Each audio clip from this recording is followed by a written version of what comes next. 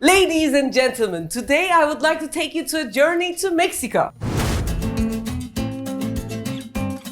I first took my team to one of the best Mexican restaurants in Istanbul. We tasted a lot of dishes. Karides, ceviche'ye benzeyen. Ben patlıcan takoya bayıldım. Ben de patlıcan takoyu çok sevdim. Sucuklu muhlama gibi olan.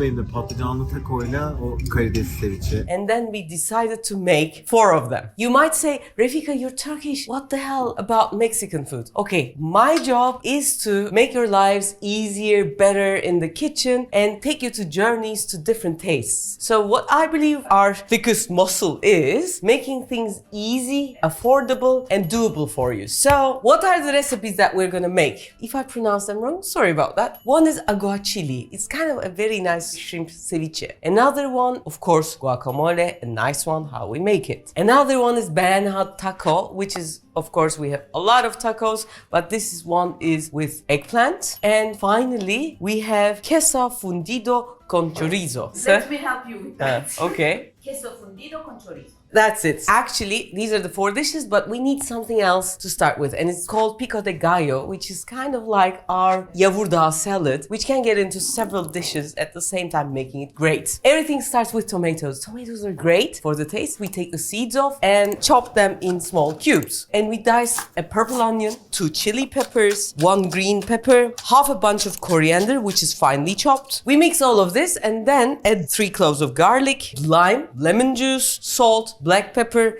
and cumin. It's one of the essential mixtures that we're gonna use in aguachile, taco, and the guacamole. Pico de gallo means the beak of the rooster, but it's kind of mixed. My mind is mixed up. So anyone who knows where this name comes from, please write it down. Some people say because you eat it like this and your hand looks like the rooster. That's one reason. The other reason why they call it is sometimes because it's so spicy. The rooster, it's eating in small pieces and small bites. I don't know. What's your guess? If you have a guess or if you already know, please write it down. That would be wonderful. Pico de gallo is in our pockets. So let's move to making the guacamole. Guacamole goes 2 ways. One is chopping everything and mixing everything together. We did that. It's really nice. But what we have found out, some people use pestle and mortar and mix everything that way. And we did both using the pestle and mortar. It looked not as pleasant as the first one, but how it tasted was almost twice as better. Put the avocado in a bowl with a bit of lime and lemon juice and beat it well. Then add a bit onion, chili pepper and coriander. Add pepper, salt and then the pico de gallo and mix them really well. At that time a bit of mixing and smashing increases the taste. Choose a nice plate, add the guacamole, level it with a spoon, a bit more pico de gallo in the middle, then thinly sliced radish around the edges. If you add some nachos, spicy crisps, whatever you can find around, it's already prepared. So let's move to Queso Fundido Con Chorizo.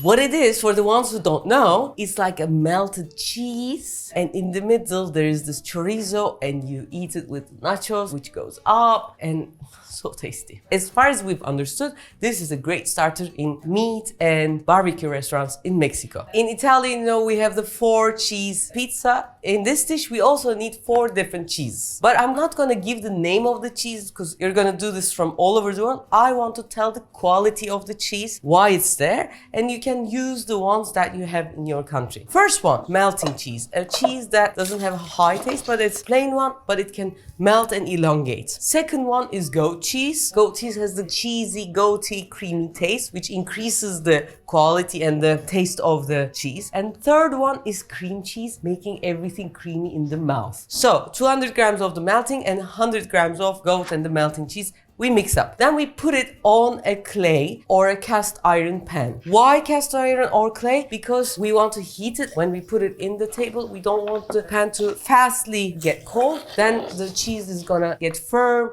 and harden and not so pleasant. We put it on the stove while it's melting, we mix it well. On the side, we have halloumi cheese. It could be different cheese, but it's a cheese that when you fry it doesn't melt and it works like a meat. We have small rectangles and fry them well. We used olive oil, but you can use whatever oil you have in your home. Third, we have, of course, the chorizo. In many countries, you cannot find chorizo. In Turkey, we use sucuk for it, but normally you take the inside of the chorizo and mix it with onion, hot pepper, and fry it really well. These are the 3 layers. After the cheese melts, We put the chorizo mixture in the middle, then the halloumi, and then the coriander, and it's ready to serve. And it's heavenly. And with the nachos, people are gonna kiss you and fall in love. Now, for the taco, we don't have an ordinary one. We have a berenjena, an eggplant one, and Burak is going to tell you how he made it.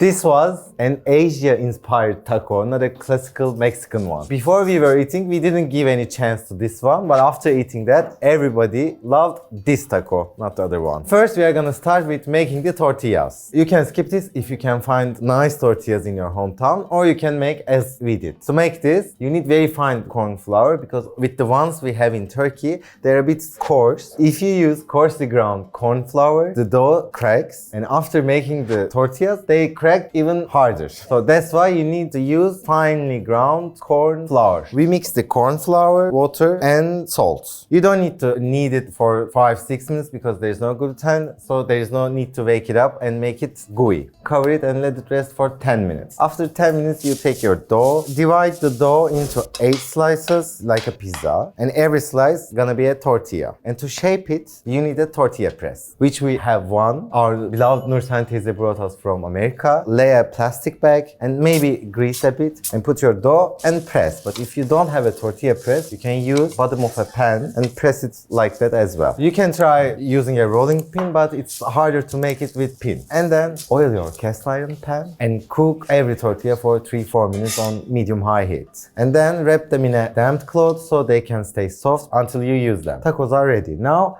it's time for eggplant tempura. First, we slice eggplant, salt them, and let them rest for 5-10 minutes. But for the tempura, we need every ingredient to be cold. So that's why before starting this recipe, you need to freeze your flour, your starch, and your sparkling water. Or you can use beer as well. But don't freeze them for hours. 10 minutes will be enough. To make the batter, we are taking our cool packs and put our cold bowl onto that. This way, our mixture is gonna stay cold while we are cooking. Add sparkling water, flour, starch, and salt. Mix them thoroughly. You don't need to mix them long because again, we want them crispy, so we don't want to work the gluten too much. We're just mixing them roughly. Even small lumps can stay there. And making this cold also help us to make our tempuras crispier. And then we dip our eggplants into mixture and then like shake the excess, throw them in the frying oil, fry until golden. We take them, shake excess oil and salt. That's it. Tempura is ready as well. Tortilla ready. Now we can make the tacos. We need pico de gallo. The half of the recipe is gonna be used for the tacos. We add some sweet chili sauce. Sweet chili sauce is also not traditional Mexican sauce. They use their hot pepper jams, but you can use sweet chili as well in here. And add some eggplant tempuras, but not all of them. This way they're gonna bind together. Mix with pico de gallo and put your tortillas, add the pico de gallos into them. Eggplant tempuras, of course coriander, and some lime zest. And while eating, squeeze some more limes and voila, ready. So let's move to aguachile. Actually, this recipe is about agua is, water, chili is hot. It's an hot water, acidic water, which is going to cook the shrimps. Sometimes it can be used to cook fish, which is also great. Makes the fish juicy and sweet and it slides in your mouth, but it's kind of also chili. A bit acidic, which is great. And there's also sweetness, etc, etc. So, how do we start preparing it? First, we start with the shrimps. For this, we need big jumbo shrimps. If you wish, you can have the fisherman clean your shrimps, but if you want to clean them yourself, I want to tell you how. Hold the shrimp with its back facing up and tear it off from its head and downwards. Then take the legs and peel the skin. The skin can be easily removed by holding the tail and gently pulling the fleshy part. And of course, we need to clean it. Cut its back with a knife and unfortunately take off the intestines. Sometimes the intestines make like a mess. Then you can put it under water and clean that part as well. Then cut them in 3 thick pieces. If your shrimp is too thick, you can slice the shrimp from sideways first and then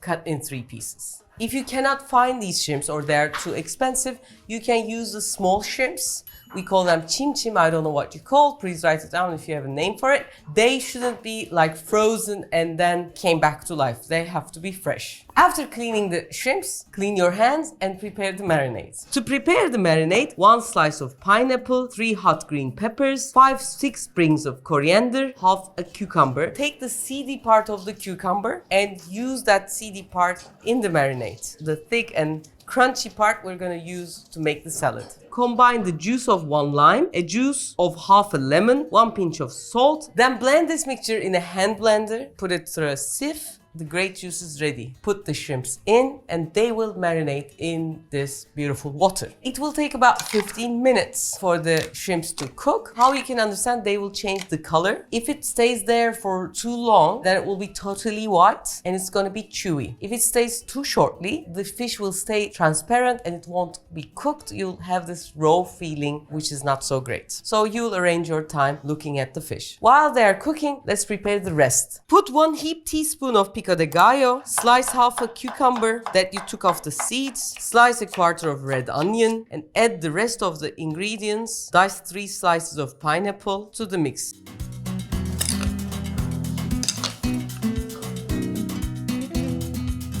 To garnish, you put some onion and the coriander mix and it's ready. Why didn't we put the seeds of the cucumber? The reason is, inside the seeds, as you know, it's quite soft. That's acidic and hot water is like pickling. And the moment that it touches to the seeds of the cucumber, then it becomes soft and not so nice. But the skin part is crunchy and it stays crunchy and that we love. We like the contrast. That's it. And mix it well and eat it immediately. It's a great Mexican party food when you look at the table with the guacamole, with the taco, also with the queso. It's gonna be so nice. It fills a lot of stomachs, that's for sure. And it's a lot of joy. And I think that's it. Hope you've enjoyed it. We had lots of comments. I am putting India because there were lots of people from India saying we should do Indian food. That's for sure. We're gonna do it. And I have seen UK, by the way, which was a surprise for me. I didn't expect it. I'm going to come to UK on April. Maybe we go to a 1 English restaurant there and then come and do the food here. If you have any suggestions of a nice English restaurant in UK, in London,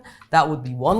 So that's it. Hope you enjoy the series. If you haven't seen the Italian one, we had nice, great stuff and some faults, and there were fellows from Italy which said, Refika, if you do this better, it's gonna be this way. And I love you guys. Thank you for supporting and adding for the content. It's a whole thing. There's nothing called perfect in this world. So coming together joyfully is so precious. And thank you for being with us. Love you guys. See you next week. Thank you.